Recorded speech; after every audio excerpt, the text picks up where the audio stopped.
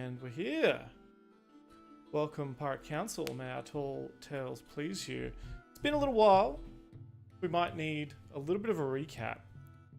Who's putting up their hands to do that recap? Karu, Yama, Captain? Question mark? I mean, I can tell it from Karu's perspective. Absolutely. Or pick the new guy. Actually, yeah, it's probably better to know what it's like from the new guy's perspective. Actually, what did he see?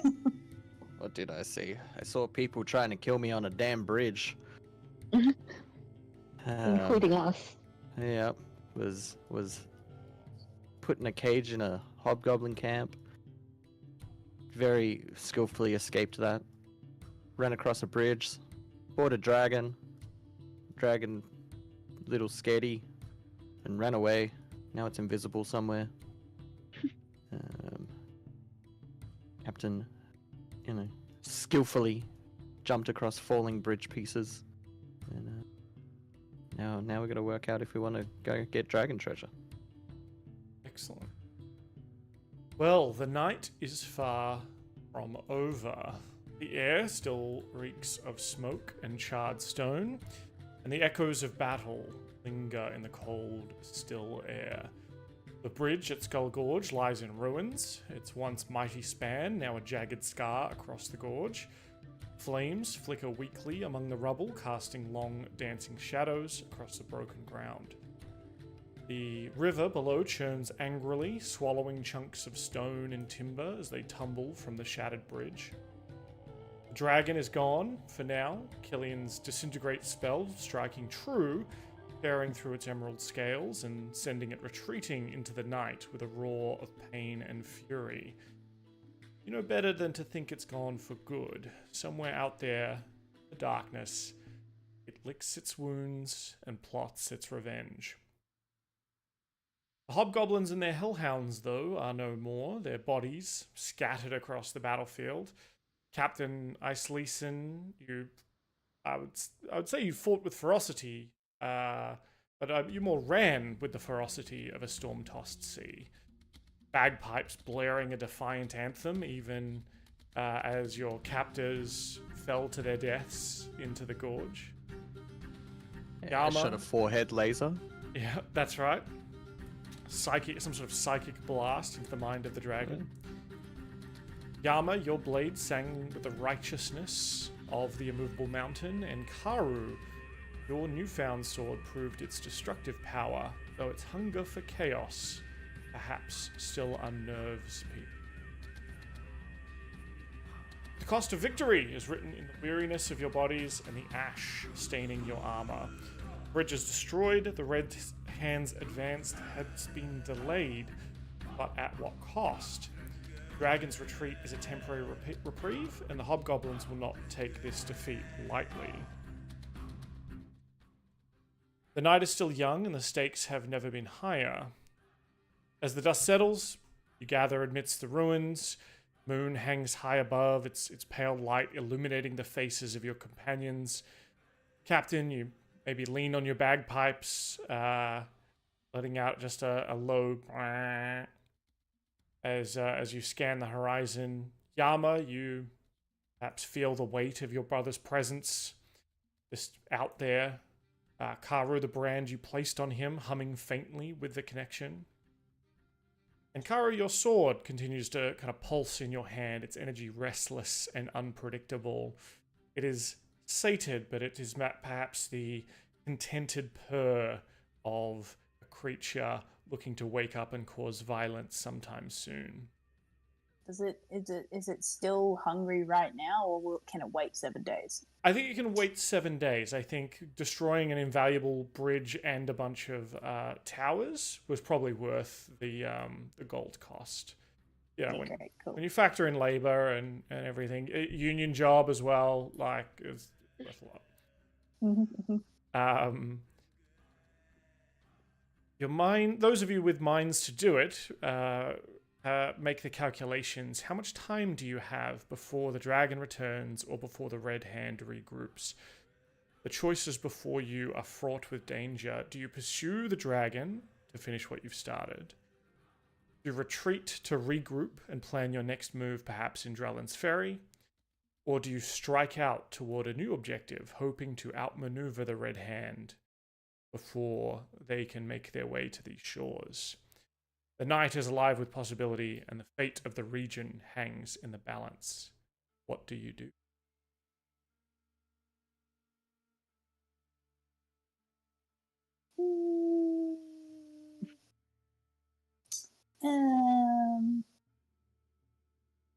Are we still in combat? If you want to describe to me how you dispatched the last of these guys, I'm happy for us to drop combat. Uh-oh. Oh, that doesn't show up on stream. It's just for us. That's so cute. Oh.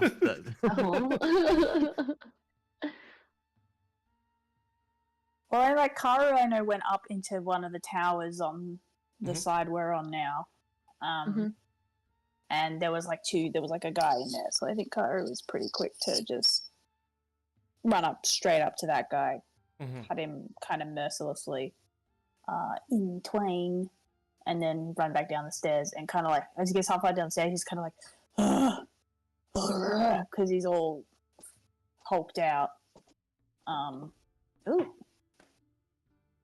Sorry, I think Loot? popped up for me. Yeah. Oh, did it fill with loot? Loot? Didn't actually put any Loot loot in there? one. How rude. No. That's right. Sorry. Yeah. Please continue. No, and I think he gets over this guy and he's just like, and then I think he sees Diana, who he attacked, I remember, and he kind of does a like shameful like oh god, and he like runs back, and he's going to hang around that side of the building until the bloodlust like wears off, which would only take like basically recovers like 3 HP every 6 seconds. I don't know if that's a mechanic that happens outside of combat. I'm happy for it to not be. Well, it happens until it wears off, right? Or until you're half health. So until I'm half health, and then I would say it just gets you to half health then, right? Like that's kind of sick. Yeah, and then it naturally just wears off anyway. So yeah, it's when I'm at half health is when I start having problems. So I think he because he sees Diana, he just like immediately like runs and he hides around the corner for like a minute or so until he knows he's not like crazy. When you come back around, I think she's bandaging her arm or whatever it is you scratched in that melee, and I think that when she sees you come back around, she kind of raises her hand to like wave at you and is like, "Hey, come here! Like it's okay." Though you can see like even as she like lifts her arm, like she does wince at kind of the pain, but she's fully like, no, like it's okay. I know it wasn't you. You weren't yourself. Yeah, he Karu comes up like sullenly, like head down, like hands like sort of like, and he's just like, I'm sorry, I'm sorry. Are you okay? Yeah. I've taken worse injuries at the goblin wrestling at the carnival. Don't even worry about it. And he just I'm gonna run over and totally interrupt this lovely moment and just be like, guys, there's a dragon on the loose. Like, let's get out of here. Come on, we did what we came for. We definitely delayed the army by dropping that bridge. Let's get out of there. Are you coming with us? Who the hell are you? So, Captain, very perturbed about the dragon running away. He's just standing there screaming, "You lily-livered, bilge-sucking, scurvy dog! Get back here! Cut you to the brisket!" Do you think I can try and put Yama in put Captain in like a headlock and try and kind of be dragging him away? Definitely try. If you want to allow it, Aaron, or if you want to make this a bit of a contest, obviously it's not PvP really. We're all on the same team, but if you want to grab him by the collar or kind of try and restrain him and pull him back from the edge of the shattered bridge as more of the masonry is starting to crack and fall, I would imagine, below his feet. That's a 18 strength check. Oh, All it's right. definitely being called back.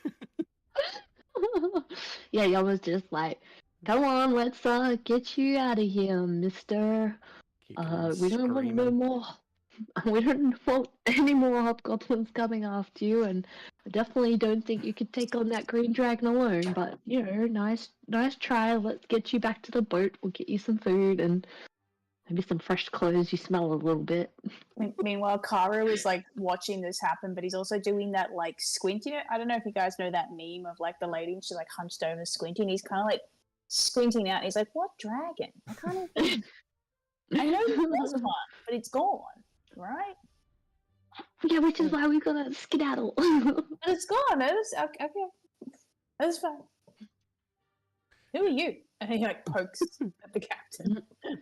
Well, I mean, this is a great opportunity. It's been a couple of weeks, and the captain hasn't been introduced to these characters. So, Katie, we'll start with you. Do you want to describe what would the captain see when he looks at you now that you're in your kind of normal form?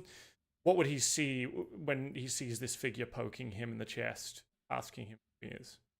Yeah, so what he saw before, because I think Karu was still in werefish form when he poked, and then he like slowly regains his shape. So he went from this like quite hulking sort of like kind of looked like an anglerfish face, but with tentacles coming out of the shoulder blades, ichor coming from everywhere, blue translucent skin, like razor sharp like fins.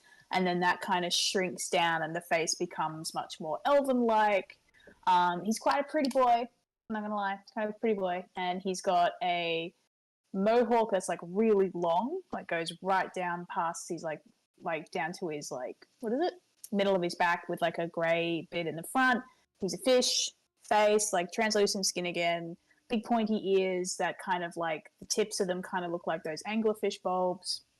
He has scars all over him. All over his like neck and tops of his shoulders. He's not wearing any shoes. He doesn't like shoes, but he does have 3 coats. He has a cape, a sleeveless jacket, and then a jacket. And he wears all of them at once. And those tentacles are like kind of at this point now circling around his neck to almost look like a scarf. But they give you like a little wave. Let's go. Love that. Yama. So Yama, the man who's got his arm, maybe like now, like just a little bit more gently, kind of like across the shoulders as he's kind of like dragging you backwards. He's very shiny gold. But if you look at his face, he's an elderly, red-skinned hobgoblin with a bit of a like a Fu Manchu kind of grey beard going on. Definitely a hot man bun. If you look closely at his armor, it's extremely ornate, and I like to think it like is a little bit animated. Like there's scenes playing out on his armor. He carries a katana, and that's it. Really, he's got a very golden, shimmery cloak as well. But he's very gentle with you. But like you can tell, he's like very strong. And now, obviously, you've been sort of held captive by creatures that look exactly like this, Captain. Before you respond, do you want to give us a description of what the Captain looks like? Yeah, so Captain is a relatively tall, high elf male with, almost bronze skin, obviously touched by the sun. He's got a cascade of blonde hair and mixture of dreads all throughout it. Very bright blue eyes and a discolored sort of goatee bleached by the sun. Covered in instruments, bagpipe in one hand, wargong in the other. He's got a viol on his back and a drum on his other hip. Shirt open to the world. A surprising lack of chest hair. Very hairless man. Yeah. Love that. Weird descriptor. Yeah. And yeah, upon seeing the person holding him, he's going to struggle a little bit more, and get your hands off me, you son of a biscuit eater! You're not going to put me back in a damn cage. I ain't playing the damn songs no more. And no, he's not with Yeah, those other ones. There's no cages on our ship, friend. Oh, there is, but we won't put you in one. Yama's gonna let go after that from mean, Karu. Unless you want to be put in one, because like that is also an option. Like if that's your thing, we won't discredit it. Try and put me in there, and you dance the hempen jig as quick as you can. I mean, I don't know what the hempen jiggers is, but I might be into that. So like we could discuss that later. No, come on. I'm sorry. Look at me. Like the car's like, look at this guy. I'm sorry. What do you expect me to do? Keep it in your pants. Let's get out of here first. Fair. It's just like let's Killian. grab Killian. Killian's trying to work out if he can track where the dragon is, and then Karu just grabs him by the back of his collar and just drags him. Like, come on, man. No, come on. Yeah, he's probably looking forlornly at all the treasure, like, oh, we could just make it. I mean, you're welcome to try, but also no. Come on. That wasn't the point. I think, Killian's like, no, I saw him. When I hit him with that fucking spell, he drank a potion. That probably means he's got more potions up there. We can get that. He's probably got fucking magic shit. Dragons always have hordes of magic. He's probably got magic shit. I want it. I think we've probably made an enemy of him, so he'll probably come find us. Make our jobs easier.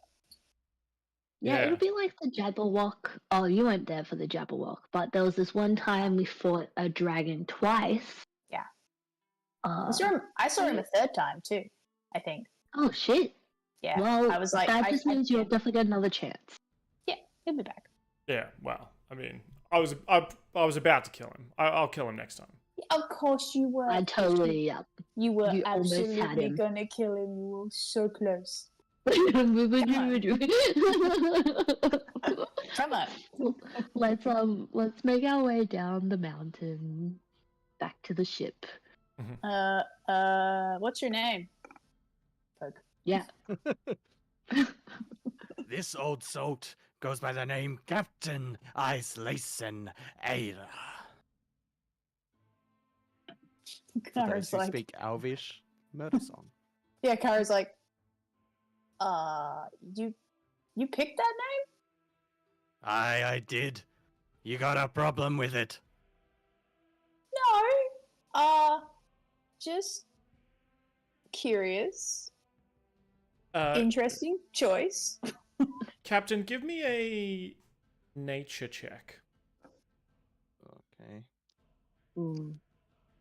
There it is. Hang on. Too many screens.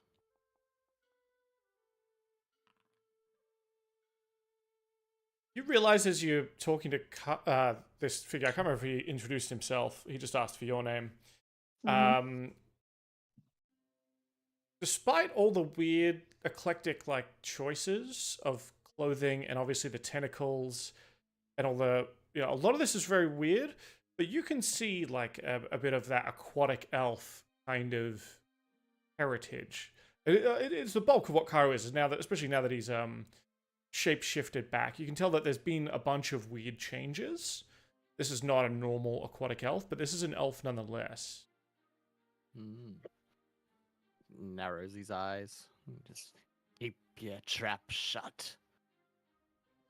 Karu does the mouth zipped, but then does it to unzip it, and he's like, but I am going to ask about this later, and then zips it back up again.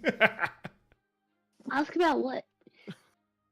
I'm really into names, Yama. I'm really into them. I don't know. I haven't told you this because it just feels weird, but it's a really cool name, I just want to know more. How good are you at lying? Because I feel like Yama I'm knows terrible at Karu really well. Okay, cool, yeah. And so Yama just kind of looks at you and he does his old man look and he's just like, let's go. Oh, nah, I did pretty good. Oh, okay. I might have got you with this one. Let me roll my Inception. You have a -1 and I have a +1 to insight. Oh shit! All right. Yeah, that's right. Yeah, old man. Well, yeah, I didn't know that about you, Karu. Sorry for second guessing. Yeah, But let's skedaddle, really. Okay. And like Karu comes and gets Nesbit out of the tree. He's like, yeah, we're good now, buddy. Come on. That's right. You Typically left him. still being dragged away. The captain's just like, but the pearls. Get more pearls elsewhere. It's fine. Don't worry about it. They probably weren't even that Yeah. good. So yeah, it's about 4 or 5 in the morning. Maybe it takes you kind of another hour to make your way down to back to the ship, making your way through the brush and down the mountain itself. The sun maybe not quite, or starting to just kind of peek over the horizon, I guess, as you make your way back to the ship. Now, I'm also going to say there's a small change or housekeeping. I know I let you do it last time, but because it was maybe a little bit too simple, I'm going to say you can't long rest while out on the sea. You have to, if you're in, find somewhere. yeah, find somewhere safe. If you're in town, if you're in like a town and it's safe, and you're sleeping like an inn or whatever, regular 8 hours. Mm-hmm. If you pull up land and like go and like stop the boat effectively to rest, I'm gonna say it's double. So you're gonna need double the amount of time. So you can probably still do it maybe out on the sea, but it's gonna take double the amount of time, and you can't be moving. I'm gonna say like you kind of anchor up. Okay, we can't sleep and be traveling. Gotcha. Yeah, because I realized a lot of the timing is based on travel. Like if you can just sleep while traveling, it kind of really throws a spanner in the works. So And it was originally like an overland campaign, right? So correct, it which makes would sense expect you to stop and sleep. Yeah. So yeah. Easy. Well, like your main character, like as maybe we're setting off on the ship and getting ready, might turn to Karo and just say like, did you want to stop at the gate that we saw, like south of here? Oh yeah, we saw a thing. I saw a thing. What did I see? Some Wait, what do we- giant statues, like on the Yeah. coast. Yeah. I mean, do we have Look, time? We could go check that out. I think we could go check that out. Captain, look, like, I don't know what your plans are, but there's this extremely large hobgoblin army. Like, obviously, you have encountered some of their lead troops, but there is a much larger army following them quite closely behind. We have this map from them, and Yama shows you the map with all this, like, goblin blood and splattering and, like, hobgoblin like writing on it and stuff.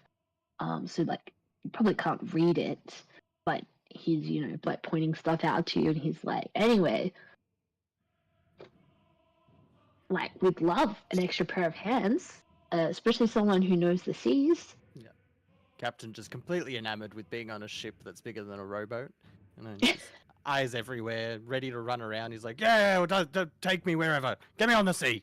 Get the salt in your lungs. So you see, Captain, as you kind of are taken to the ship, obviously the gloriousness of this 2-mast brig, as you head down the cliff, and you can kind of see it there. Sun, and it's like the sun is just starting to come up, and it like the sea is glittering gold and green, and it's like backlit cinematically the ship as you finally get down to the shore and see it.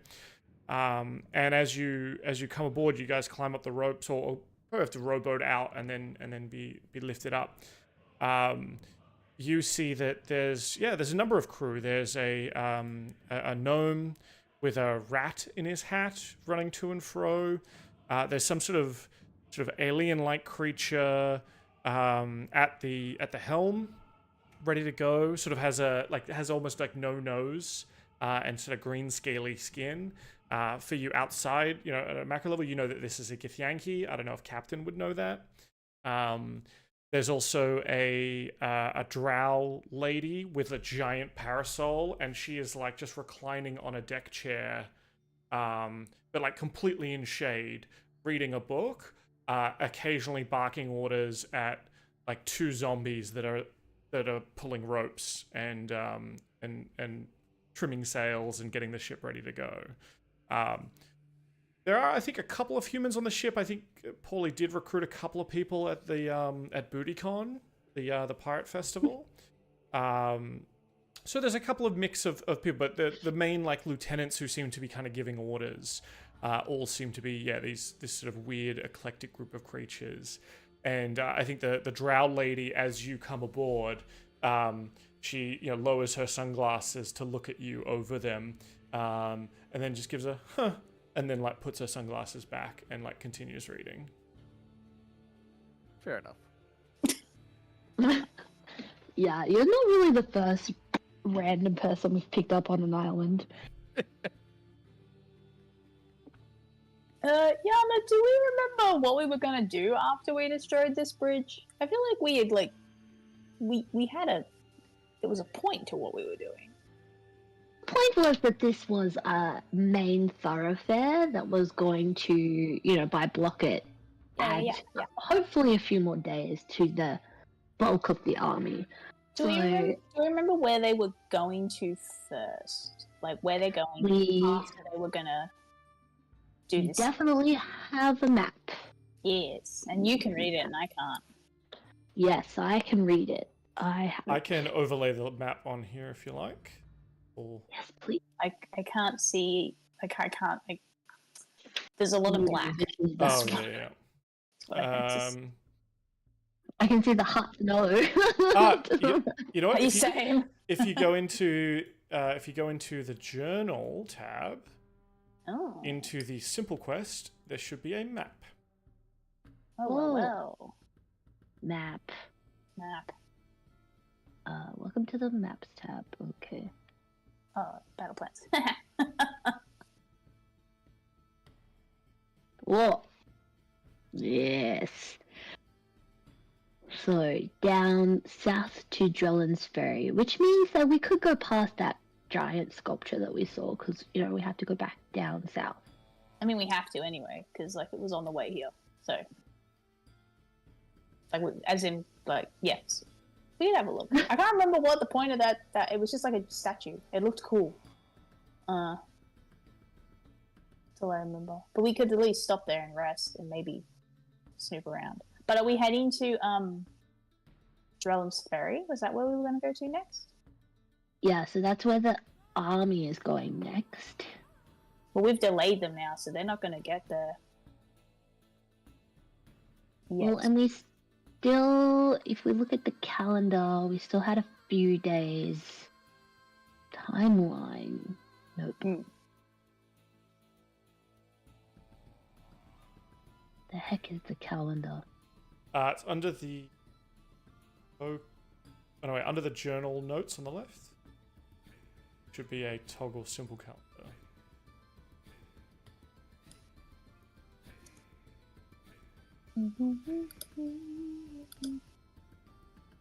Did that come up? Sorry, where? In the simple quest thing still? No, sorry. On the far left, where there's token controls, the measurement controls, there should be a journal notes. Oh yeah. It's like a scroll, and then the SC simple calendar. Beautiful, simple everything. So they aren't expected to hit Skull Gorge, which is where we just were for a couple of days now. Yeah, so we've... Yama, why don't you give me a cartography check here? I can give you maybe some accurate info. Happily. Just give us knowledge. Knowledge. Oh, yes. Yama's in his element.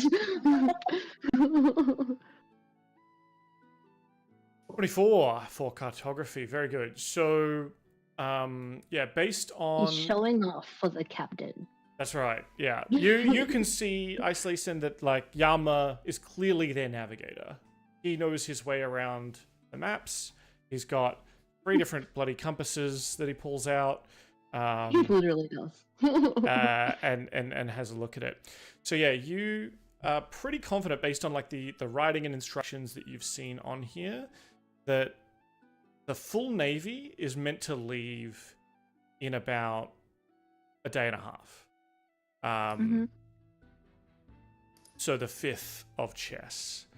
They would normally reach this area and be like through Skull Gorge by the 8th. But based on like you map around like where they would have to go, you reckon that's probably delayed them a further 3 days. Wow, that was amazing. That was such a good plan.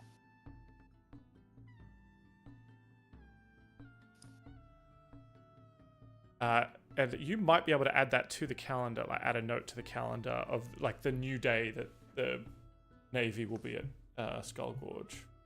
Oh yeah, we can do that. I'll do that. On the 11th? New note. Wait, are we both doing it? No, I'm not going to do it. Oh, I wrote it in my... New Skull Gorge thing. Delayed. Did you New put Skull. thing in? Oh. No.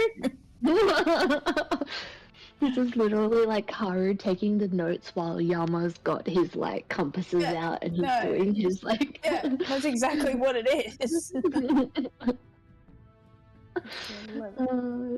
Shit. It's at 11. So yeah, if you click on the 11 and then click the little plus, it should add new note, right? Yeah, I stupidly didn't do it that way. Love that for you. It's there now. Yay! Hey! New Skull Gorge. God damn it. Love it. I'm glad that it says by Katie on there.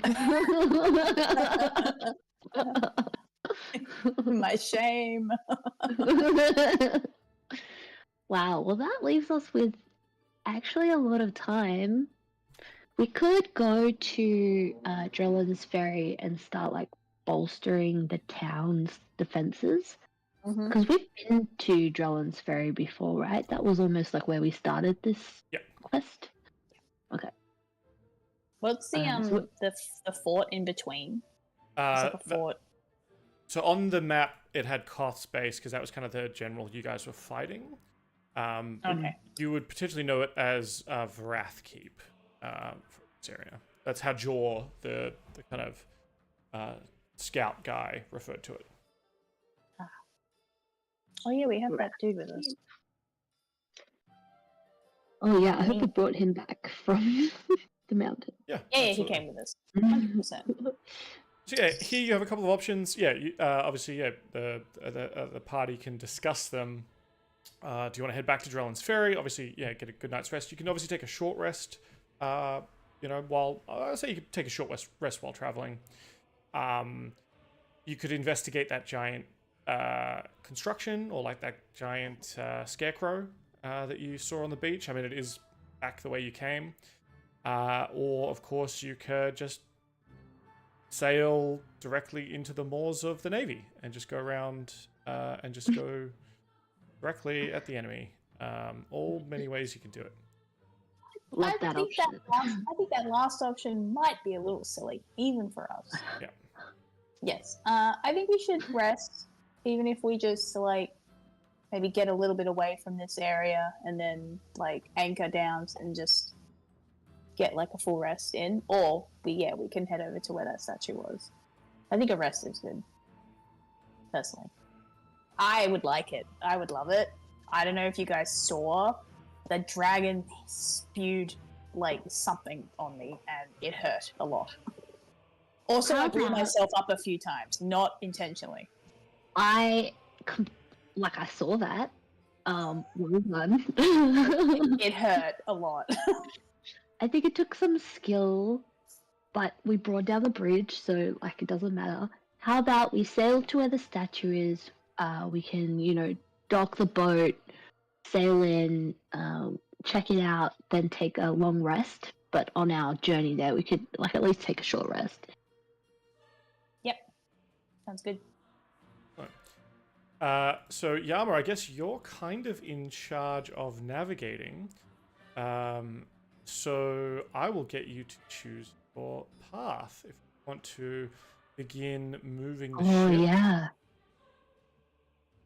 Oh. And were you going to stop off at that scarecrow or just bypass it, I guess, is my other question. It's probably, I think it was kind of like Yeah, halfway. we're gonna stop off. Oh, there we go. I can move the ship. So it sends me a request every time you try and, if you just do one square at a time, it will, I have to accept Okay. every one of them. But it also rolls on my encounter table here, and you got smooth sailing. Oh, cool. I was like, all right. And then we'll go into the shore and find the statue. Excellent.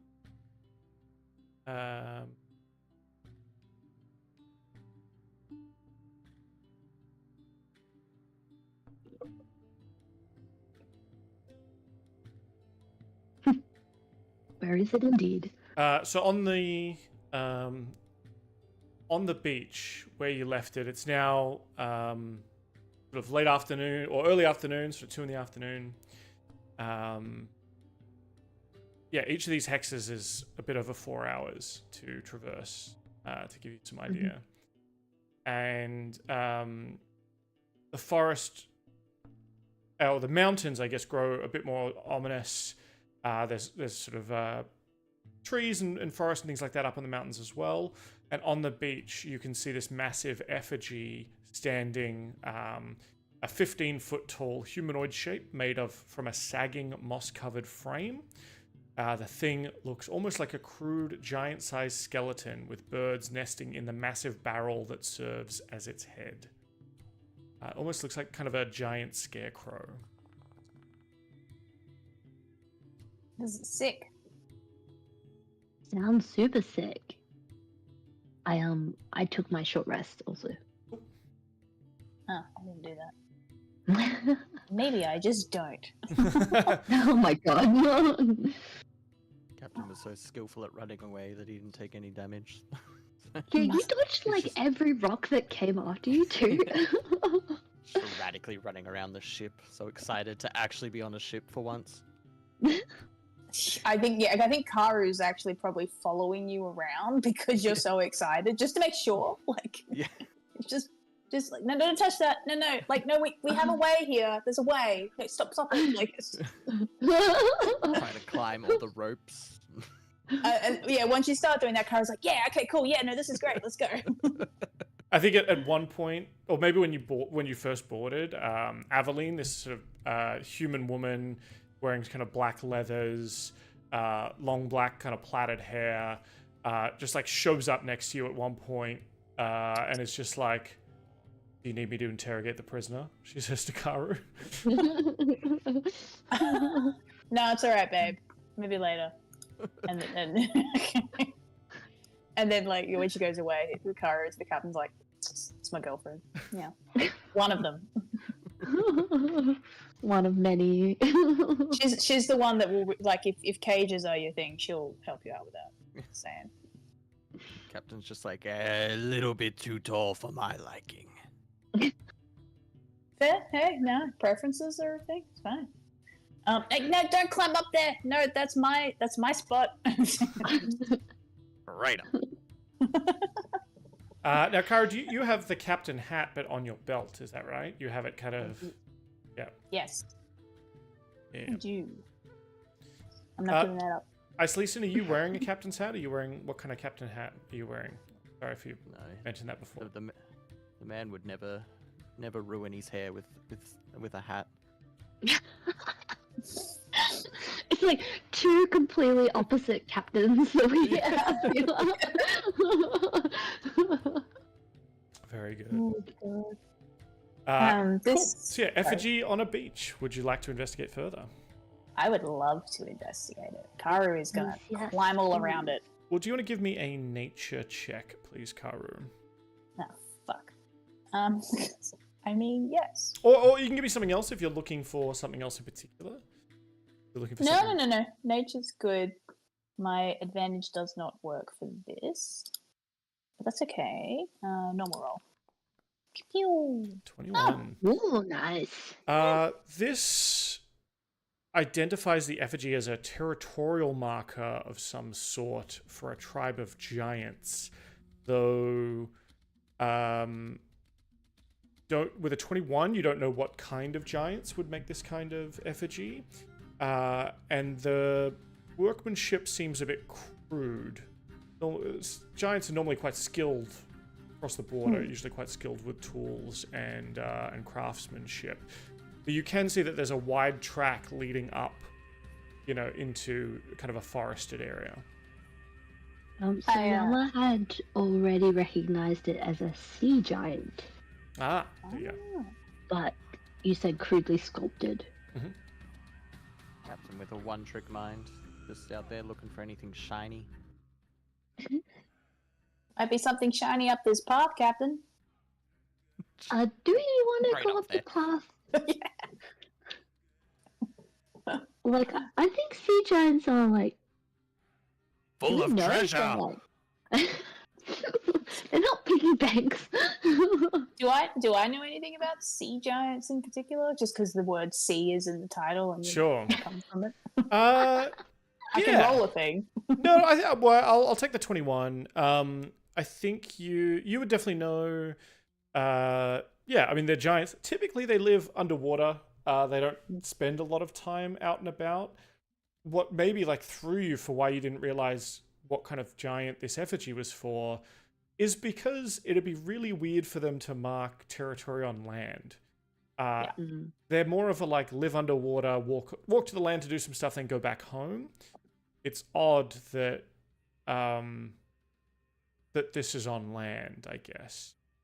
Usually you would find them, underwater, warning people of swimming deeper or swimming in certain areas.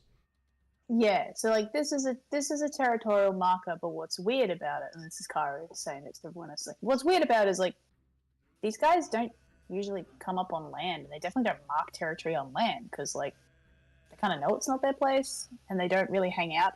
They only come up here for a couple of things and then leave. So I was it's kind of weird that they've marked this spot. Well, it's also something that, sea giants are pretty artistic and creative and crafty, and we can see that this one's quite crude. Do you think it could be maybe somebody else pretending to be a sea giant for protection or something? Maybe we might find some help, or local help. Yeah, it could be that someone's just imitated it, though they would have, they would have had to have gone underwater. Sea giants kind of mark territory pretty far down. So it's either a sea giant who's not very good at his crafts, and maybe and he's probably forsaken his people, or they've forsaken him. Maybe in shame he has come up on land, or it's someone's found this underwater and brought it up because they know what it is, or someone's I don't know. It's kind of weird. I'm pretty curious, to be honest. I am super curious, and I think if the other captain, our original captain was here, we wouldn't be able to do this. So maybe we could take the opportunity to check it out. Yeah. Also, Captain has already started walking up the path because I stupidly said there might be treasure up there. Oh, he's halfway up there. Yeah. I guess we're going. He's up Let's there go. trying to work out if he'd be able to strap a ship to a sea giant's head and then use it like a horse. They're not that big. Yeah, well. I mean, maybe a rowboat, but they're not that big. What you really want is a sea turtle. You want a giant sea turtle. And some And you hair. can put a ship. Yeah. Well, you start making your way up the old track, Captain. It's maybe, say, half an hour in. And the track ends up coming to an abrupt end in the shadow of a fairly large hill that looms up from the surrounding woodland. At the hill's base sits a ramshackle ruin of what was once perhaps some potentially a pretty cool shack, or maybe even a small fortress, built entirely a combination of trees and driftwood used to kind of form the walls of this building. But now the whole thing is little more than a heap of seaweed and moss-covered rotting logs and planks. A thin curl of smoke rises up from a great fire pit in the middle of the old walls, where as you get a bit closer, you can see an enormous boar sizzling on a spit the size of a lance. Next to the fire, it's a giant, turning the spit and muttering to himself in his own language. He's extraordinarily tall and lean, with stooped shoulders, blue-yellow skin marked with angry red blotches, and a wild mane and beard of tangled green hair that kind of looks like seaweed.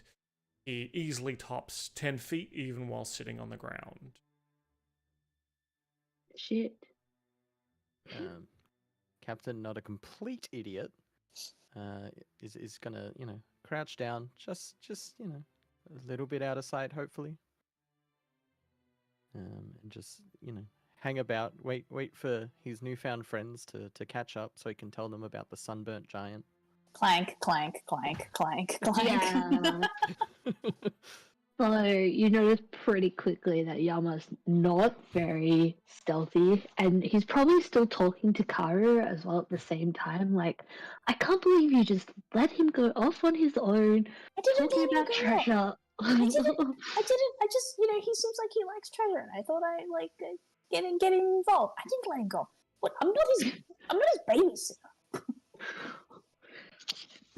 Well, maybe he needs one. He seems to just be very single-minded. I mean, yeah, like Paulie was. You're right. We should be better at managing this. Yeah, like Sawn was, like Killing was, like you talk about like, oh, he's single-minded. I'm sorry, like which one of them isn't? Damn it, you're right. Just because you and I have maybe an additional want in life, but then again, you accuse me of being single-minded. So Sometimes you can be very simple, Karu. Oh shit, there's a giant over there. Yeah, Captain's just frantically waving his hands, just indicating to shush. Good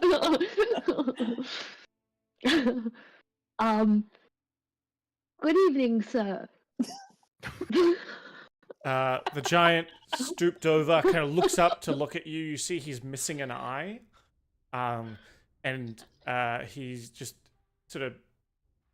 so do you just step out, or do you call out from kind of behind a wall, or does Yama just walk in? I feel like we're coming up the path. We were we were definitely coming up the path. If anything, there might be a bit of a tree, but Yama steps into the clearing at least. The way Yama uses his gold armor and his generally loud being is to maybe offset his more stealthy companions, maybe. So, I would hope that Yama is the only one seen, sure. I guess. Well, he's, halfway through his mutterings, he's like, bugger it, Millennium Hand and Shrimp. Oh, I told him. Not as good as owlbear, good enough for a bag of bones. Got a customer at work who talks like that. And then as you call out, Yama, what? Bugger it. Good evening, sir. I'm sorry to have interrupted your dinner, it seems. I was just, I saw the beautiful effigy, thought I would stop in to, say hello, meet the artist. Perhaps I might, I'll keep you company at your fire. I do so love boar. As he sees you, and you can hear him kind of muttering to himself. His one kind of good eye seems to focus on you, and then he says, "Oh, little worms won't get me. You did for my thinking you won't get me. And he starts to kind of get up, and you can hear like the crackling of his knees as he stands up and reaches over, and like slowly, wearily reaching over to grab a giant club. Oh, now, friend, I have never met a sea giant before in my life. I have had absolutely nothing to do with your kin, wherever they may be. I just hope to have a nibble of your ball, but if that's not something you're willing to share, that's quite alright with me, and maybe I'm just like, take a few steps back. Yeah. He kind of looks at you and kind of he's got the club. He's not like holding it up, but he's kind of like just grabbed it. He doesn't seem to be approaching or anything like that. But he's like, "Oh bugger, my boar! That's my boar. I killed that boar. I'm gonna cook that boar. Not as good as Albert." And then like seems to his eye almost kind of glazes over a bit as he kind of gets lost in his mutterings, and then it like snaps back to you. And he's just like, all gone, all dead. Your worms won't get me. Have you maybe seen some others looking like me around the area, maybe? They're not good guys. Give me a persuasion check to see how nice the armor's coming across here. How many hobgoblins he's come across in his life that were assholes? What's that, a 14? Yikes. He still seems a little bit wary, but he goes from like holding the club at his side to kind of like he doesn't drop it to the ground, but he drops like the head of it to the ground kind of thing. Oh, I know what I have some herbs. It might not make the boar taste as good as an owlbear. I grant you that point. Owlbear is delicious, but some improvements could be made. So he kind of watches you warily as you sort of start pulling herbs out of your bag. He doesn't seem to try and stop you at all. Cool. I'm gonna keep inching forward, and I think I've still just got some of those. You remember the weird fey plants that popped up that Yama just kind of grabbed handfuls of because he was like, I don't know what this is. Yep. And maybe I might go to sprinkle it on the boar as it's rotating. Yeah. Well, I think the smell. What kind of herbs do you use? What kind of herbs or spices have you got?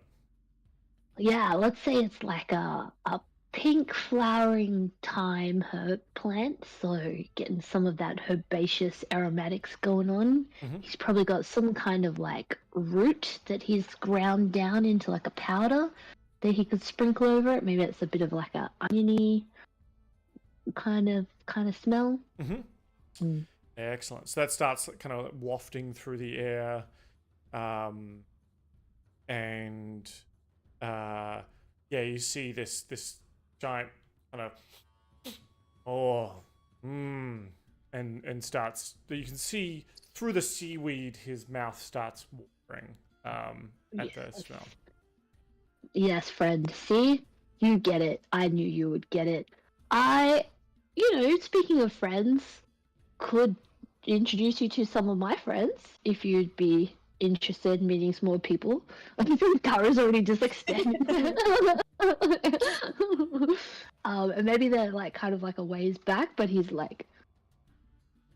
come. Get bloody shark bait, the bunch of you. Yes, so this is Captain. He's new. I've only known him for 8 hours roughly. And this is my good friend Karu. He's also from the sea.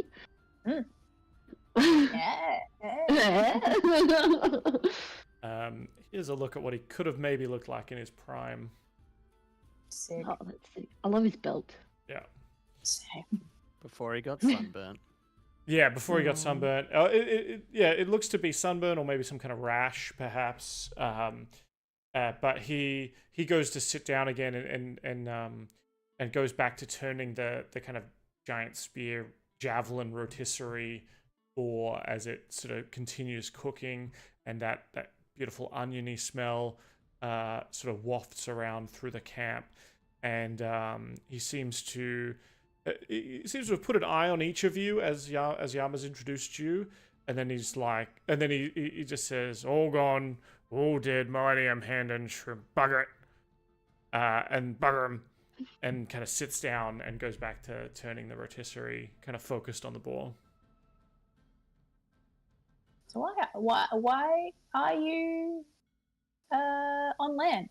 It's not your preferred place of habitat. He seems to kind of laugh, and obviously because he's a 15-foot tall creature, maybe out of a normal person would just be like a ha ha. It comes out as a ha ha. And just like the kind of shaking of the reverberation of the bass.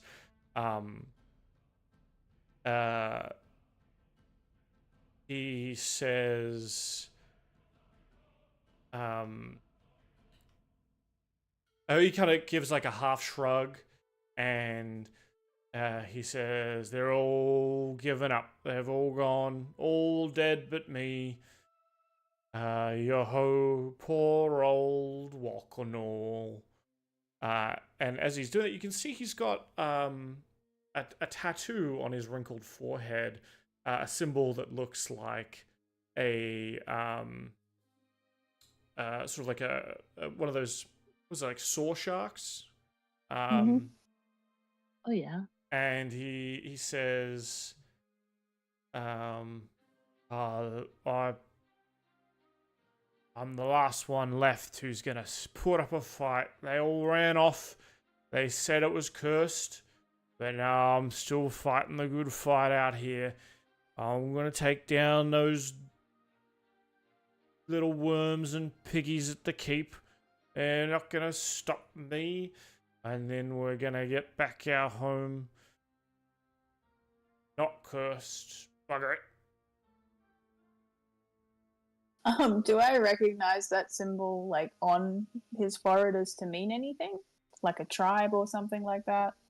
Yeah, I'd say so. Yeah, based on your kind of dealings and stuff like that. Yeah, this is the Sawtooth tribe of sea giants, but like the last you've heard about them was from like 2 centuries ago. Yeah. Cool. Like this is you haven't heard of them being active anywhere. Like as far as the history books that you've read, like they either abandoned Aurora or were wiped out. Yeah, and Ikara's like, what was the guy's name again? He said his name, hasn't he? Walkenall. Walkenall. Walkenall, what year did this happen? He like looks up and gets a very far away look, and then starts trying to like count backwards, and he's like counting on his fingers, and then like keeps counting, and this seems to go on for a while. I think like at some point, like Karu tentacle just like puts what is probably his tentacle is probably the equivalent of one finger in width, and just like to stop, and he's like, okay. Yeah, I think like the boar's ready before he's finished counting slowly. And Kara's like, I don't know how to put this delicately, but I'm from where you're from. Like I'm from the sea, and your tribe, you haven't been heard of for centuries. I think whatever plight you're talking about, I think it's past, well and truly. All gone, all dead, but I'm still here fighting the good fight. Bugger it. Why? How about instead of fighting the good fight, you just don't? Because there is no fight for you to fight. Unless you want to fight some hobgoblins with us. Yes. Different fight. I was born in on that there beach in the shadow of Bold Hill. And this is where I'm gonna fight until I'm dead. He kind of scratches at like the red angry color of whatever this red splotch is on his face. Says, they're on the ropes. I put a huge hole in that wall, and we're gonna get the rest of it. Do we know what keep he's talking about? Like, is it Yeah. on this island? Yeah, do we have any idea? Is there any clues in what he's saying for us to go, oh, he's talking about this spot? Because we've just come from a keep. Excellent question, Yama. Yeah, we- Excellent statement. Well, we just came from Wrath Keep? Yeah. Oh yeah. Vrathans, they're gonna go down hunting my people, cursing our home. Local he put a big rock through their wall, and I'm gonna put another one in their tower and run all those little piggies out. Well, if it makes you feel any better, we ran a lot of those piggies out. I'm not sure how many are left. Maybe we could, you could just go finish them off. We've definitely softened them off for you. He says, you ran out all those little pink skins? Yes, we did. You're red, Yama. He Well, said pink. But maybe he did say worms too, so maybe just, Maybe he's colorblind. yeah. Or maybe they came before the hobgoblins, I was gonna say, and yeah. either way they're gone. Worms and piggies before the hobgoblins that were pink. What else did we see at the keep? There were definitely some, like, animals and stuff. Did we see a hole in the wall? Excellent question. Let us go back in our mind's eye, because for your characters it was like yesterday, but for everyone at the table it was like 2 months ago. Yeah. There were big, like, giant skeletons everywhere. They were, yeah. And lots of walls down all over the place. Oh yeah, skeletons. Yeah, I remember you guys mentioning the big rocks and shit. Yeah, Hey, all those dudes are still alive. We have to go back. Ah, fuck. We definitely left a bunch of them alive, but Yeah. like, But yeah, you retreat into your mind's eye. You do remember that there were a number of skeletons in the giant skeletons in the keep, and there was obviously a bunch of damage to the keep itself, including the holes in the walls and boulders and things like that. Oh yeah. Yeah, Okay. so we've been past there recently, and there were only, creatures that look like me. Is that what you're talking about? These pink skin worms? Do you want to crush me, my people? He kind of lets out another one of those laughs and is just like, I told him you're red, Sonny Jim, not pink. Mm. Well, then there was definitely nothing pink left there. I can tell you that much. Yeah, the pink guys are gone. And at this point, I think he's probably like, he's taken what is for him a dagger, but for you is like the size of a sword, and is like slicing off bits of the boar and like handing them around on kind of like giant plates made of some kind of driftwood or pieces of ship that have washed up or something like that. Like a barrel lid, hands you just hunks of this dripping meat. He says, well, old Uncle Nor's probably scared him off then. I done it. I told them I'd do it, and they said, no, he's crazy. But I gone and done it, and you're all right. You're the right one. You're the correct one. You showed them, that's for sure. They're definitely well and truly dead. Captain, realizing, he's been starved for however long he was being kept in the hobgoblin camp, has just slammed his face straight into the meal that's been given to him and just gives a big old thumbs up.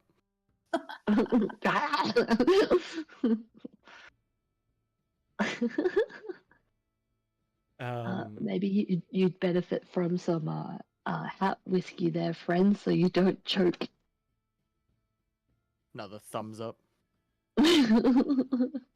He says, well, it's good. We can go home now if all the piggies are gone. All the Yes, you can. piggy worms, bugger it.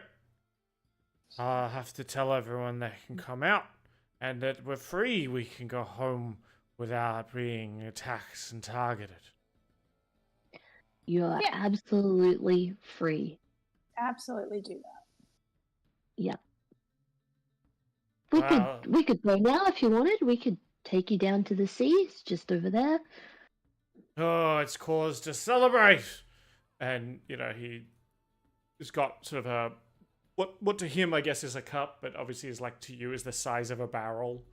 You see when he takes the lid off it, like you get poor like prison hooch kind of smell.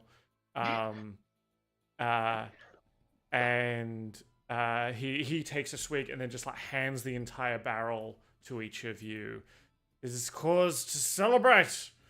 I'll have to go deep down into the depths and find them all. Tell them, bugger it, we're safe. Yeah. Good idea. Yama's gonna politely put the no barrel more to threats his on face. the sea folk. We're free. No more. Well, threats to the sea folk, there's definitely some coming. Something inbound. No. Yeah. Yeah, some more redskin goblins like myself. Are you threatening me? No, not me. Bugger. Not me. Not I ain't me. even hand and strip. No, the men I've left behind, they're sailing hundreds upon hundreds of ships over this way, and their plan is to harass the little folk of the islands. We sure could use your help. Another persuasion check, this time with advantage. Ooh. Boop, boop, boop. Come on, charisma. Don't let me down. Yes! 21. Nice. Better than that 5. Yeah. He says, another threat.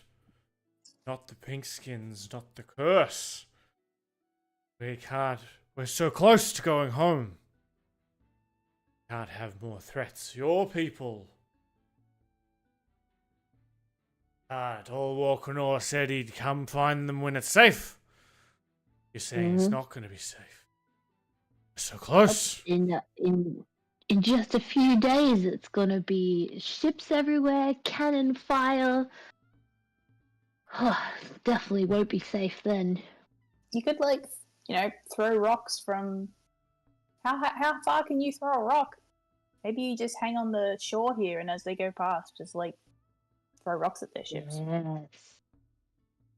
They're coming on ships. They're not going to be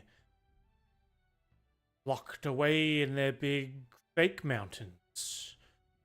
Cowering behind walls made of stone and basalt. No, that's it. They're coming into your domain, on your turf. You could take them from below. Right. Well, we need an army. Some sort of marine force. Yeah. Definitely need as many people to help as we can, many giants as we can. Do you have friends you can rally? Bugger it. Walk-on-all, find the clans, reunite the clans. Bring them Oh, to yeah. the surface and smash their boats. Yes. Yes. Fight them on the beaches. Fight them in the streets. Yeah. We can yeah. we can show you where they're gonna go. Like we can show you where they'll be, and then you can get your guys, beat them up. We could plot a course.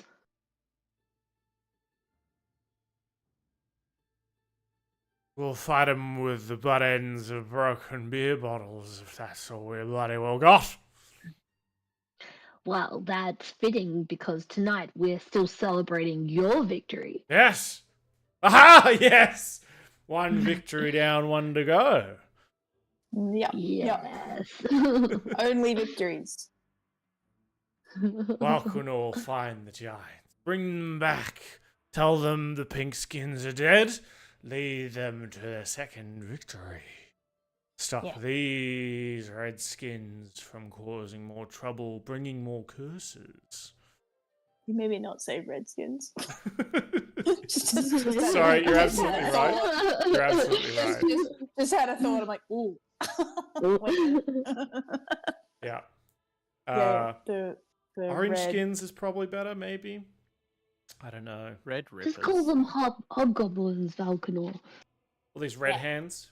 Red hands, I think. Red would be hands. Red better. hands, yeah. That works. Yeah. We'll fight these red hands and their ships. Find them we will after we celebrate!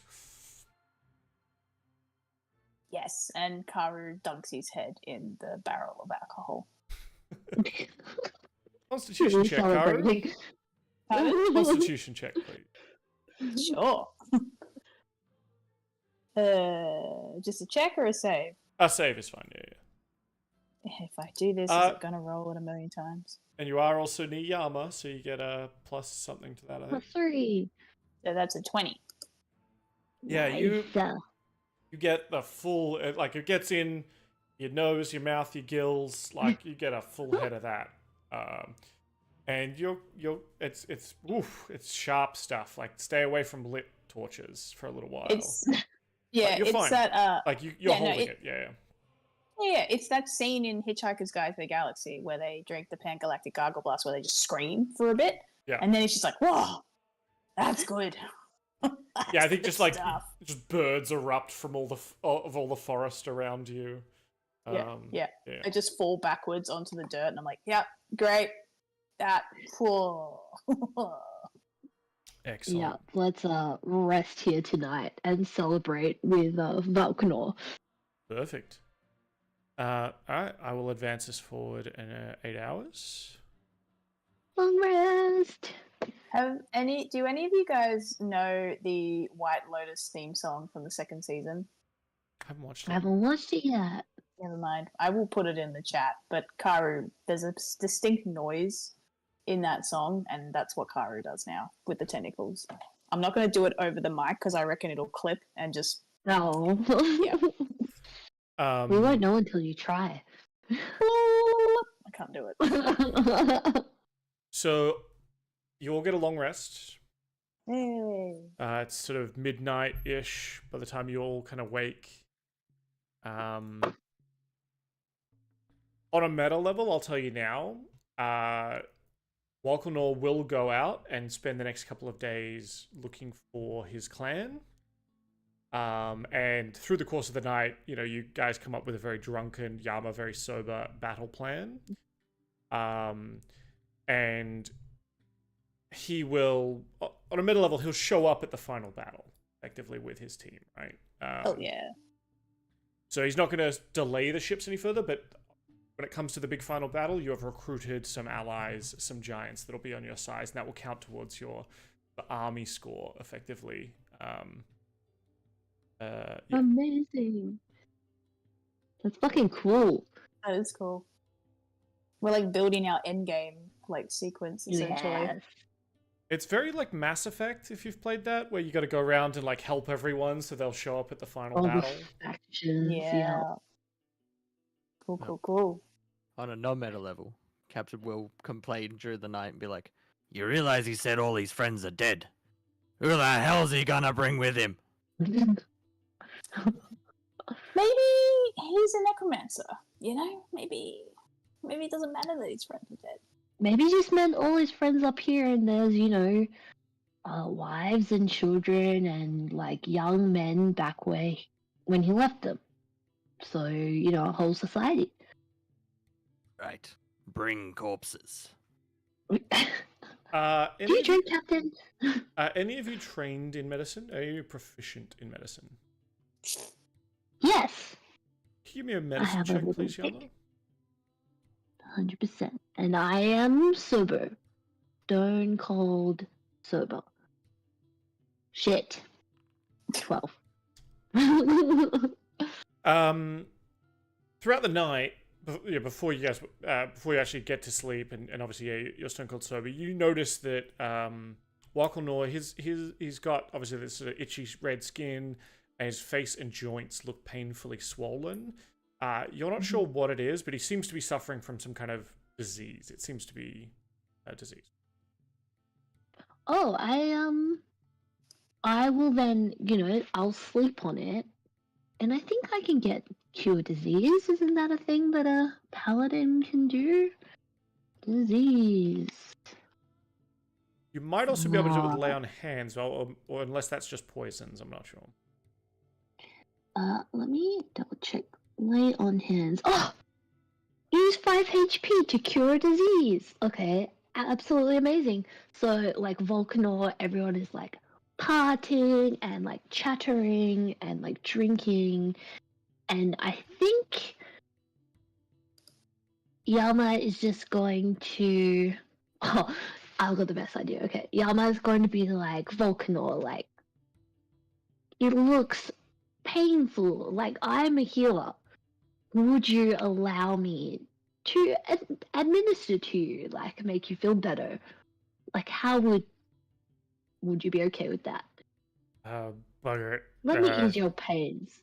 Have you got the right herbs? You need the kelp of the Seaward stones.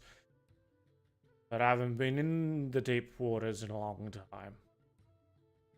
That's all right. I have just come from the sea, and Yama is going to pull out his giant nail clippers that he has in his baggie that he got at the Fire Giant Keep.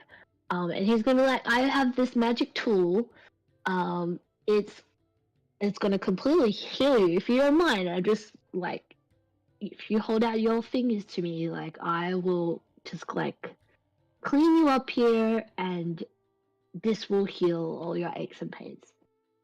Yeah, he's obviously quite drunk at this stage, but puts his hand out for a manicure, I suppose. Amazing. So I'm gonna take 10 fingernails, and he's not gonna go near his toes, but I will also, at the same time as clipping all his nails, I'm going to pour in 5 points of healing for cure disease. Mm-hmm. And then I'd love to do maybe just like another 5 more, like, for just like healing on top of that, like soothing. Yeah. Yeah. Yeah. So I guess over the course of the manicure, as you're giving the manicure, and I assume there's a little bit of like you're clipping the nails, you're putting them away in your little pockets, and you're also like maybe you've got some moisturizing balms or something you're putting on his hands at the same time. And over the course of that time and that evening, he already starts looking better. Like the swelling is going down. It's maybe not fully gone, like it's going to take a while to get out of his system. They're not heroes. They're not he's not instantly doing backflips, but he's you can see you've cured him of this disease.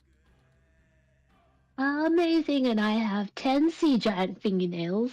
Writing that on my sheet. I realized that halfway through. I was like, oh, what Pandora's box am I opening up? But I realized, No, I appreciate that you know paladin class better than I do, and that I could cure disease. That's freaking awesome. So sweet. Only because I play a paladin, I think. Did I remember that? Sorry, Katie, you're up. Shit, It quick. makes sense, yeah. No one plays a blood hunter. It's fine. I'm having fun. Cool. All right. So it's the wee hours of the morning.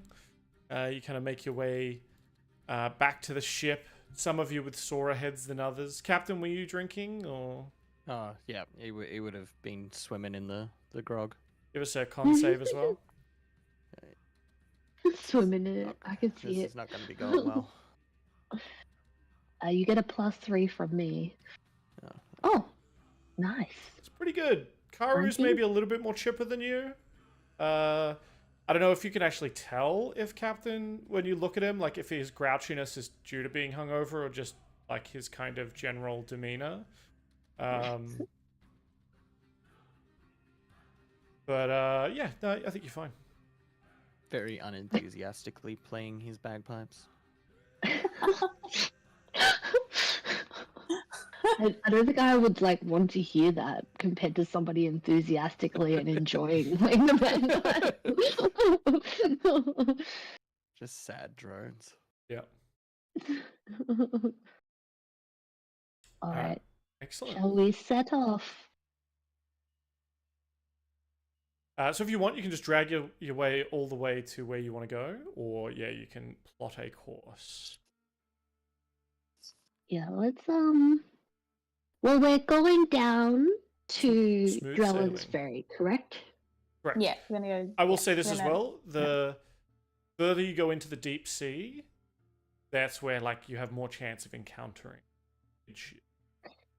And that was like if we let the coast go out of sight, it was a bit slower for us and that kind of thing too, right? Yeah, in fact, you'll see if I go except on this one, moving out into the open sea took you 8 hours.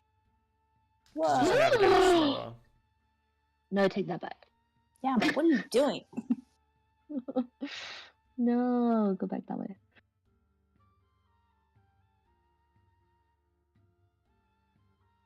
I don't know what I'm doing.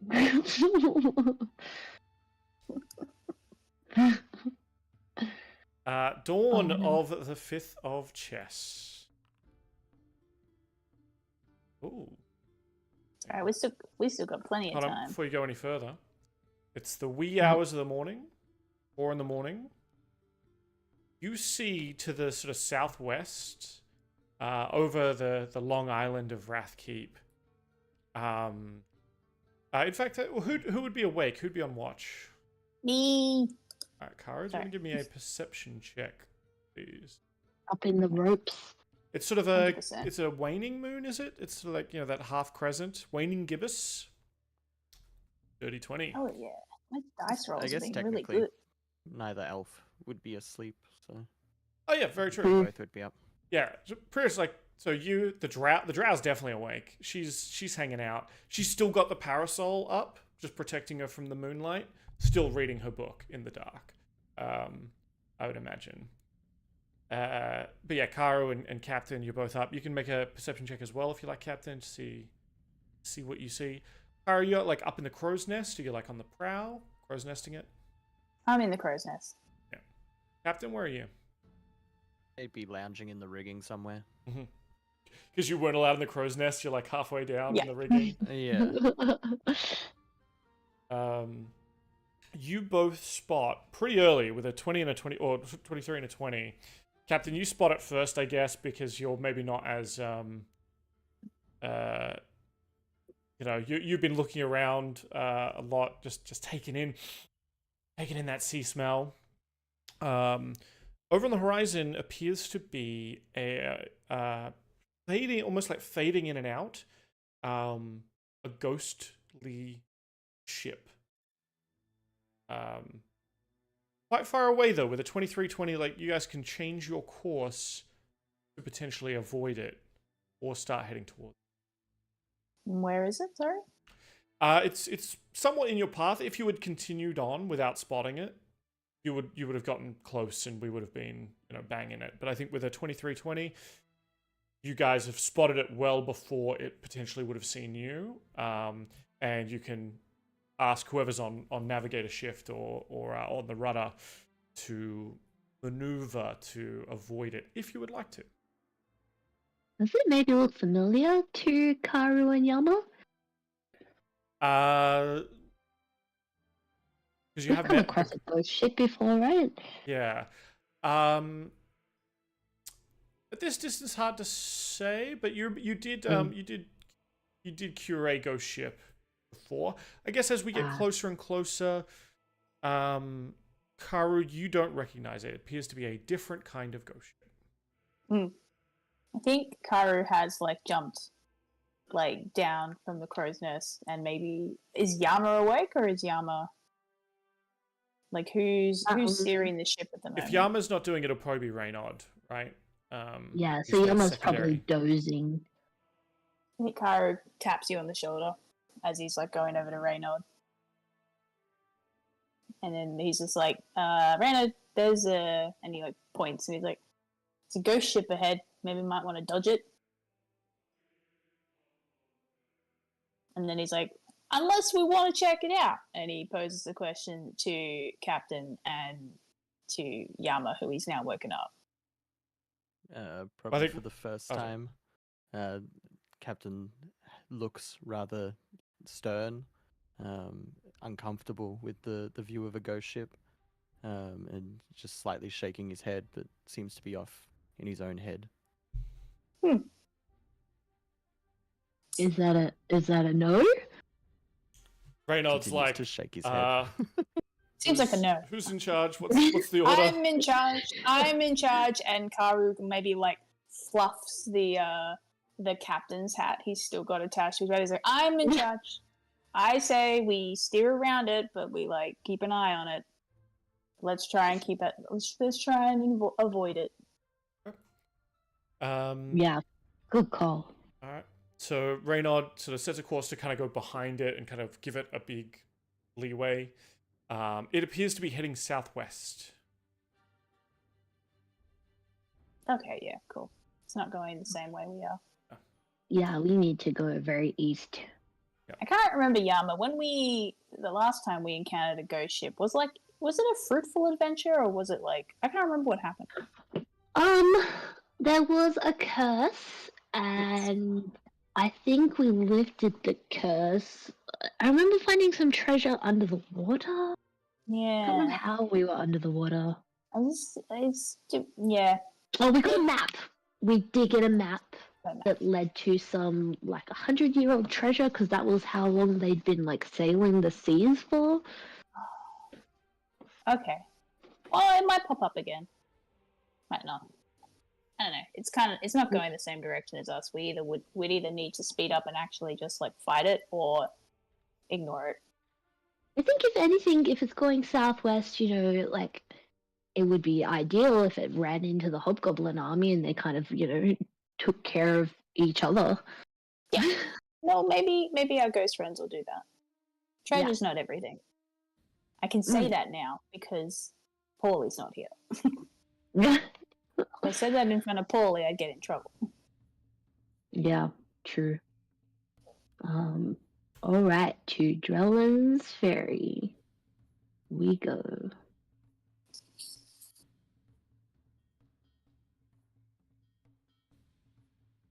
Do, do. Oh, no, no, no. Except Every movement. Smooth sailing. Smooth sailing. We have a river. That's what Yama says. It's sort of early morning on the 5th of Chess as you arrive at the city, an island, I guess, or the small town of Drellin's Ferry. Captain, you may or may not have passed through here at some point. It's sort of it's one of the westernmost islands in the archipelago of the Aurora Princedom, and it's kind of the last chance to get supplies typically before heading out west into the more wild areas of the open sea. He probably would have stopped in there before sailing his little rowboat up to where he got captured by the hobgoblins. Love it. So you make it back into town. The town is relatively quiet, not as bustling as perhaps when you first all had arrived here. And there is certainly a wariness. A lot of the militiamen who had been put to work defending it last time when the raiders arrived are all still out and about, but they recognize your ship and your colors, and you're welcomed into the docks. Are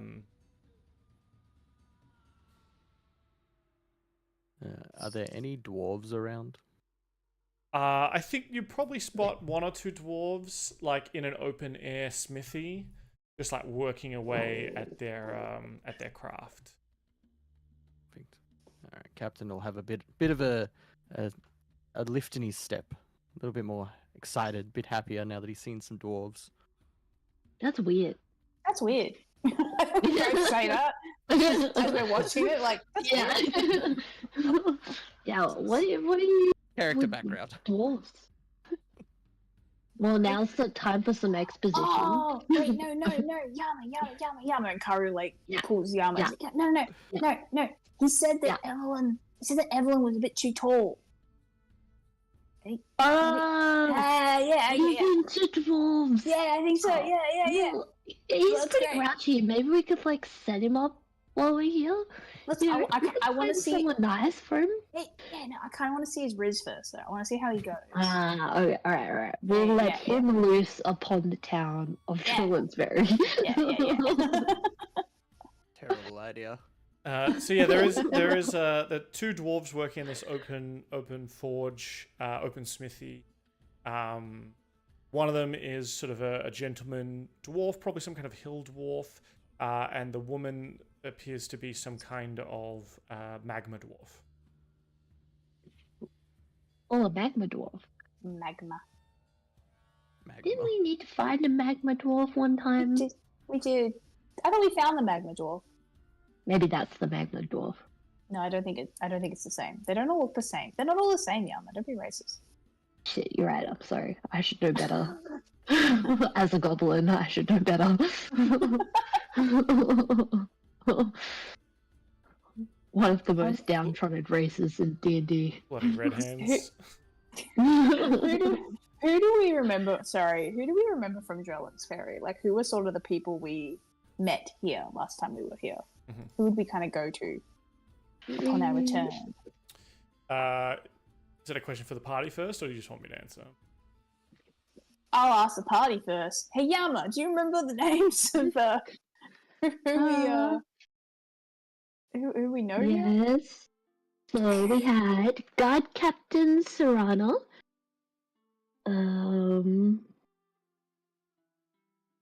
Yep, that's the only person on this island. I think Jaw pipes in and says, well, we'll want to speak with the town speaker. Whiston. Is that Whiston? Yeah, Whiston. Yes, got that one too. Yeah, let's tell him what we've been up to, Jaw. Yeah. So shore leave? Yeah. Yes, shore leave. Or half of you. I don't know how the captain used to do this.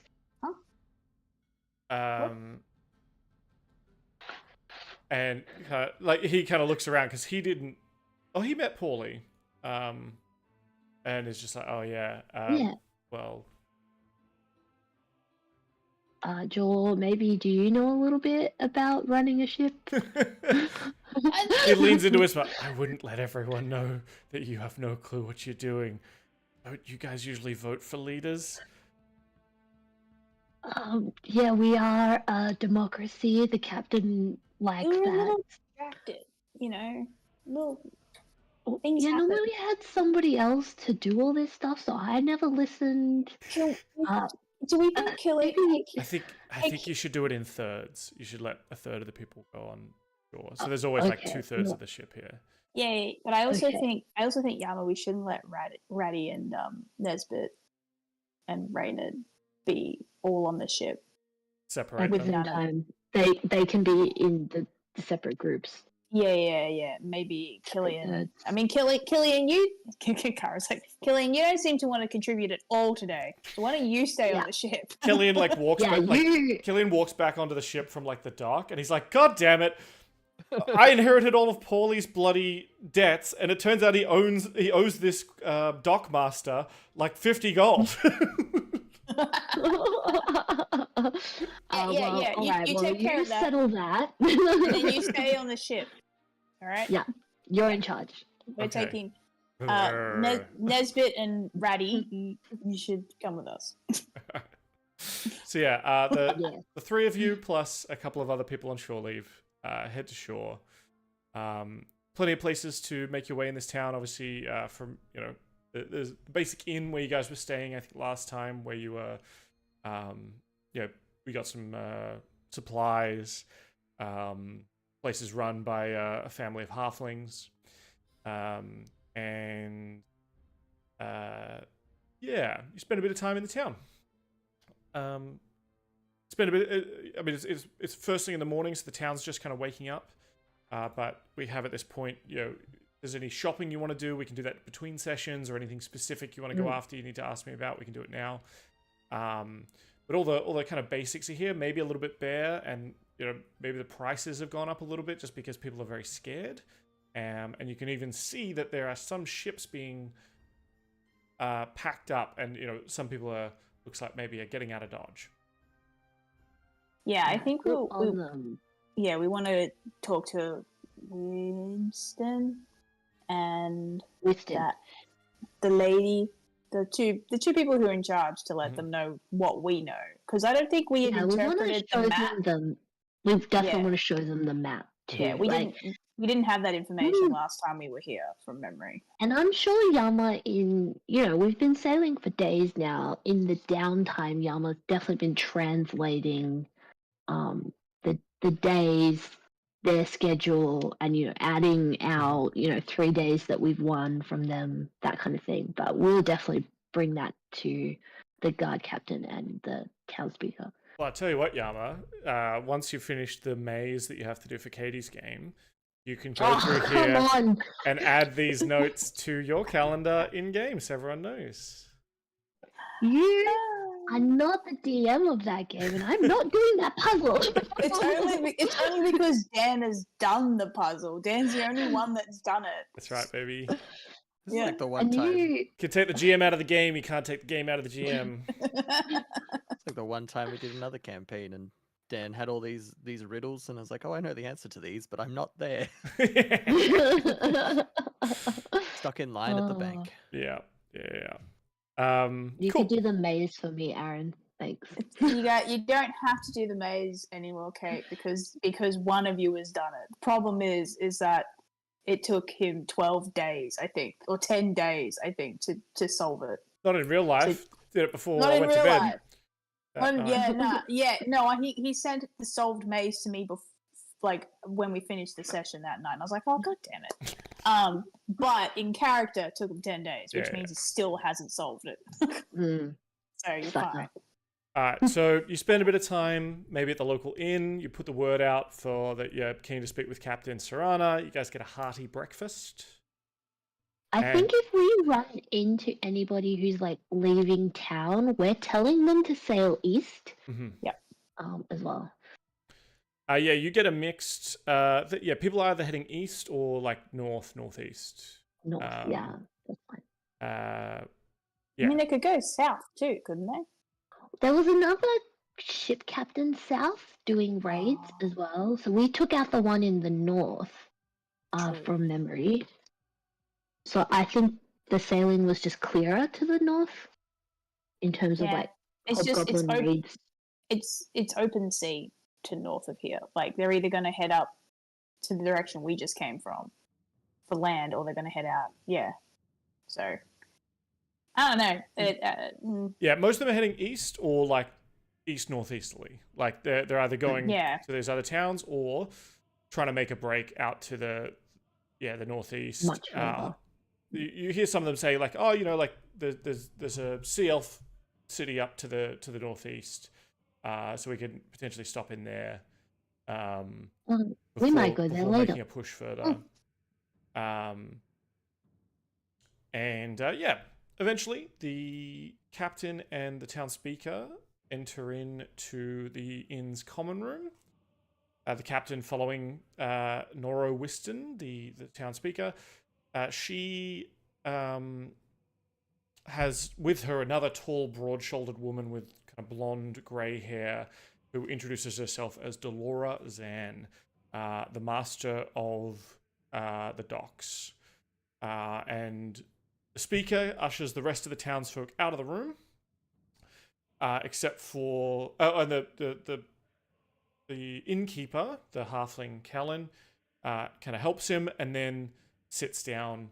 The four townsfolk sit down across from you at kind of the big table, and the speaker, well, what happened? What sort of trouble are we in for? Oh, just an army. It's fine. Yeah. We took out some of their, scout parties. We took out one of their, well, we didn't really take out, but we've caused a bit of kerfuffle at one of their trading posts. Wrathkeep. Oh, I'm sure you know. So you've dealt with the hobgoblins then? No. Oh. We've dealt with the ones in this immediate area, but the larger bulk of the Navy is definitely still on their way. But we have delayed them because they were planning to make their way through Skull Gorge, but we blocked that off. So they will. He kind of winces and is like, okay, I guess when things get back to normal, we'll need to build that bridge again. Yes, clear out that gorge. Yeah, I think this is, this was a good thing. It was a good thing because they now either have to sail all the way around or they have to clear the gorge. In your at your hilt, Karu, you say, yes, it was a good thing. Yeah, and then Karu responds, yes, it was a good thing. So, big navy coming to kill us, says the captain. Interesting. And then like the master of the docks is like, but you can stop them with you. I mean, like, when you say big, you mean like 100. We could probably help. We can get some ships together. Yeah, militia. like 100 boats, maybe. Oh. Yeah. Actually, I don't know, but it's big. And also, the guy leading them, and then Karu with no tact, his brother, is on like a fucking dragon. Yeah, he seems to be able to control dragons. We saw at least 2 at their party and 1 with this, group that we took out at Skull Gorge. So, have you noticed our Arakocran friend is not with us currently? Oh yeah, your captain, is he still on the ship or? No, he got fucking destroyed by the dragon. He was eviscerated by my fucking brother. Yeah. Oh, they're like, sorry to hear that. Wasn't good. Yeah. No, it's not. We're not. This is serious. This isn't just the equivalent of the hobgoblins that were at that keep or that tried to come here. This is a full navy prepared to destroy everything, all these islands. It's not good. We did what was that guy's name again? What was that giant's name again? Oh, Valkanor. Valkanor's on our side though. He's gonna bring his mates. Who's Valkanor? Yeah, he's gonna bring some more sea giants. Oh, those razor sharks are still in the seas. I thought they were all long dead. Not according to him. How many are left? Captain just give you guys a look and he's like, "Told you they were dead." Well, we're not 100% certain yet. But, if there are any, he's going to rally the troops and bring them to help.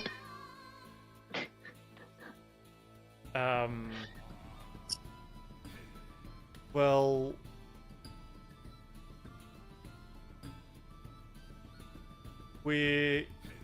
How much time do we have? Well, it's a bit still mid-morning, today. So 1, 2, 3, 4, 5, 6 days we think before they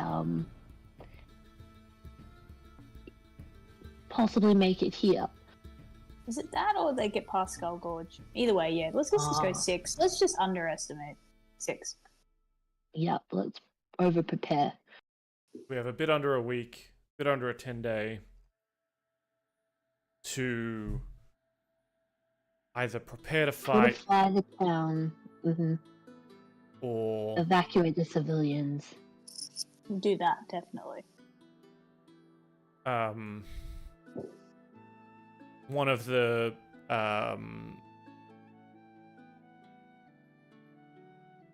Serrana the captain says, I think it would, it's not for me to say, and I'll try to do whatever you ask me to, but I don't think we can stop an army of 100 ships, or a navy of 100 ships. Well, I think that's very fair, but, can we, light the fires of Gondor or something? Let the other islands know we're coming. The halfling, Kellen, says, well, they just want treasure and stuff, don't they? Let's just give it to them this time and see to our defenses. If they come back next year and ask for more, we'll be ready to fight them. I'm so sorry to tell you that the Red Hand of Doom and my brother leading them have much more in mind to take from you, unfortunately, and I do believe that is your land and holdings and the surrounding archipelago. Thank you. Thank you. We can't. One of the dock masters is like, well, we can't let them take everything we've worked so hard for just because we lack the nerve to stand up to this rabble. And we will not be. That's why we're here. We're here to formulate a plan. We've recruited some allies. We have, blocked off their path and delayed them already by 3 days. That's not nothing. Surely, you guys knowing the local area, there's more that we can do along these lines. What's the game plan? Let's be constructive. Yeah. Yeah, maybe it's not about completely stopping the army here as it is about cutting it down a bit. Yes. We're not coming to you as one ship saying, oh yeah, we can totally get the army here.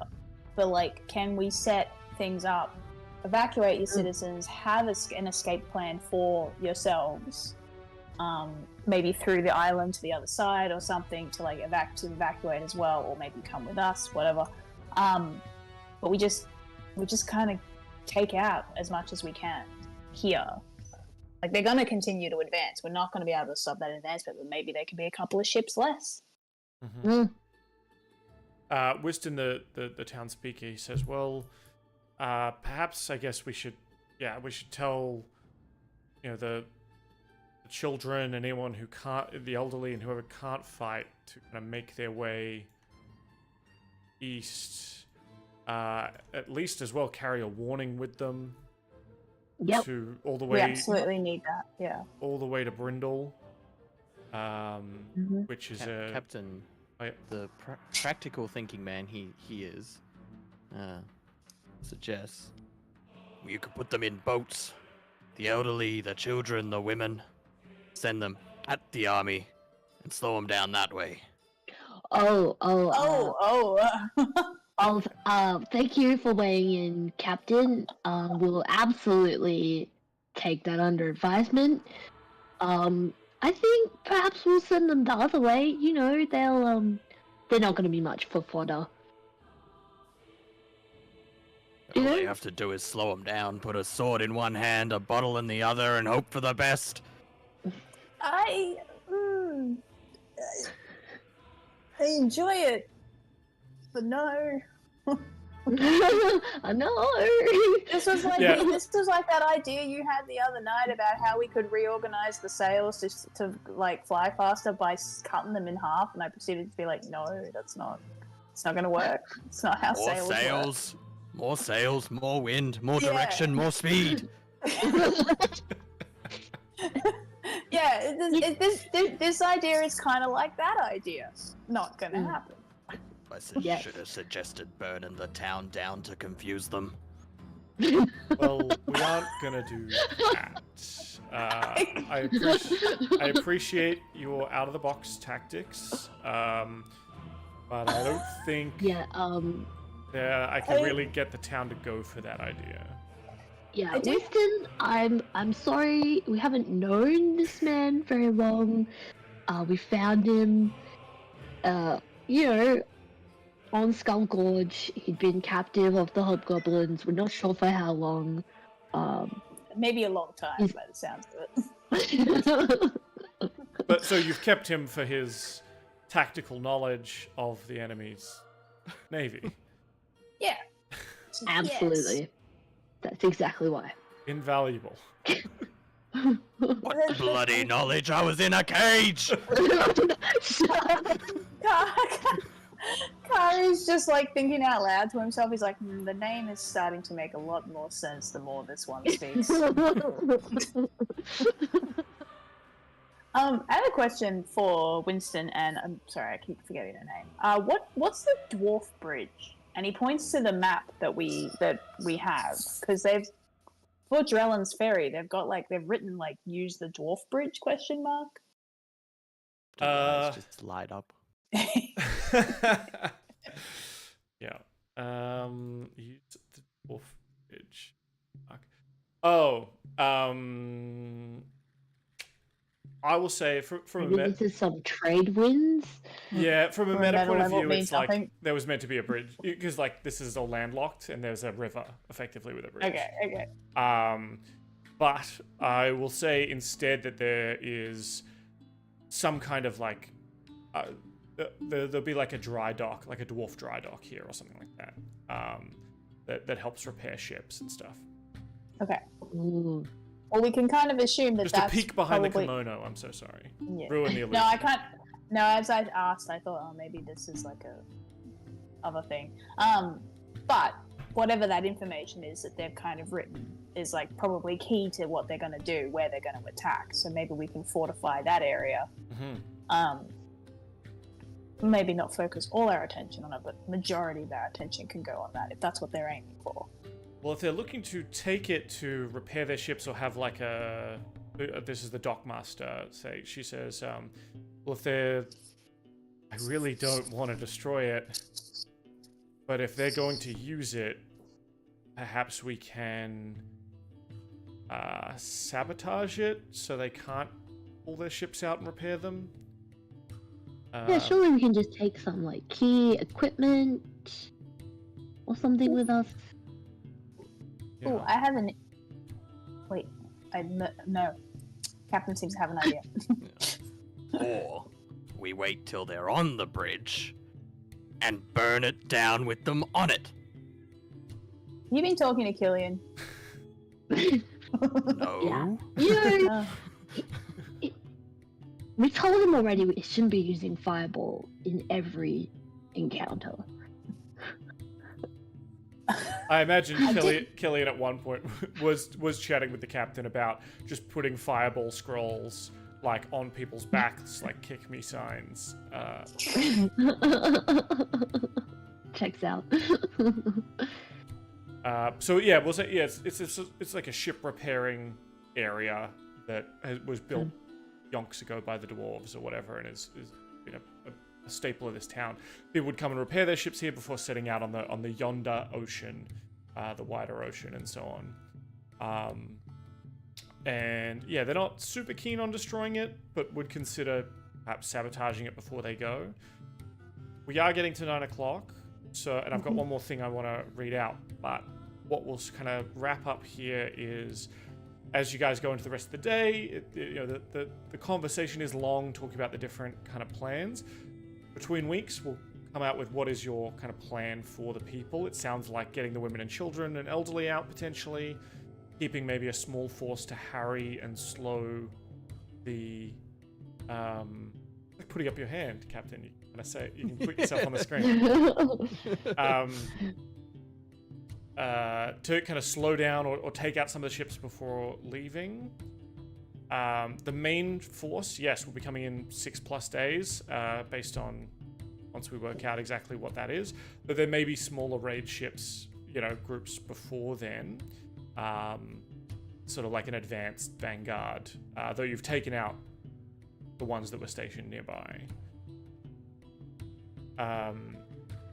What I'll say is you also have the opportunity over the next couple of days. We'll do downtime. If you're going to spend time in this town to kind of help them prepare, we can spend a couple of days doing downtime. We'll say downtime is to do a downtime session would maybe be like 3 days or something like that. And during that time, you are obviously giving up your time, but also On the clock. being able to work on the kind of things you want to do, like potion brewing, I'm imagining. Okay. And anything else you want to do in town. Yeah, I'm totally going to turn those fingernails into more potions. Of giant strength? Yes. Definitely do that. Yeah, yeah. so that's just to give you an idea. Does that sound kind of cool? Is there any questions about that on a meta level or? No, it No, sounds that good. sounds dope. Sweet. I have ideas. Totally not giving me D&D anxiety about managing my time that I also have to deal with in real life. Yeah. This ticking clock animation as the time, like it's getting Yeah. closer to 10 o'clock in game. Like, whoa, time's ticking. Yikes. As we kind of, the camera, the eye view pans out from the town of Drellin's Ferry, it zooms out over the ocean. Point of view flies across Varath Keep and the destroyed or the clogged up Skull Gorge. We make our way to a rugged ridge, the sparse pines clinging stubbornly to rocky soil, their twisted forms bent by years of relentless wind. And our viewpoint crests the ridge and the world opens up before us, and the sight that greets us could potentially take your breath away. Spread out across the broad vale on the beach is an army unlike anything you've ever seen. The valley is a sea of movement and noise, a living, breathing entity of war. Hundreds, no, thousands of crude tents dot the beach, their dark shapes clustered like a plague against the ocean, where the ocean meets the shore. Siege engines tower above the chaos, their massive frames bristling with spikes and iron being loaded onto ships. Wagons laden with supplies creak and groan as they are pulled into position and are pulled away after the ships are loaded. We see some ships with beasts below decks, snorting, their cries mingling with the shouts of their handlers. And just the area completely scarred by boot traffic. The Red Hand's navy is now moving. Off the coast, a fleet of ships so vast it seems to blot out the horizon. Their black and red sails ripple in the wind, each emblazoned with the crimson fist of the Red Hand. Warships bristling with ballistae and catapults sit alongside troop transports, their decks swarming with soldiers. The water churns as oars dip and rise in unison, the rhythmic motion of a machine built for conquest. On the beach, still making their way onto ships, almost an endless amount of ships coming in, being loaded up with armies and being sent out. Battalions of hobgoblins drill with military precision, their shouts and the clash of steel on steel echoing across the ocean. You can see ogres lumbering through the chaos, their massive forms towering over the tents as they haul supplies or heft enormous weapons. Some of them even just holding on to the side of ships as the ships go out into the ocean, and they're just kind of like dragged along. And above it all, Scarlet Dragon circles lazily, its crimson scales glinting in the sunlight, as it surveys its domain. This is no mere raiding party. This is an army of conquest, force of destruction numbering in the thousands, and it is on the move. The sheer scale of it, overwhelming. The air is thick with the sounds of war, clang of steel, the roar of beasts, the shouts of commands. The sea itself, perhaps trembling beneath the weight of so many ships. The red hand of doom has left Cinder Hill, and Aurora will burn in their wake. That's all for this week. Oh no. So sleep well, Oh, get your rest, and sure, it'll be fine. It'll be totally it'll fine. totally be fine. Not a problem. That's it from us. Goodbye.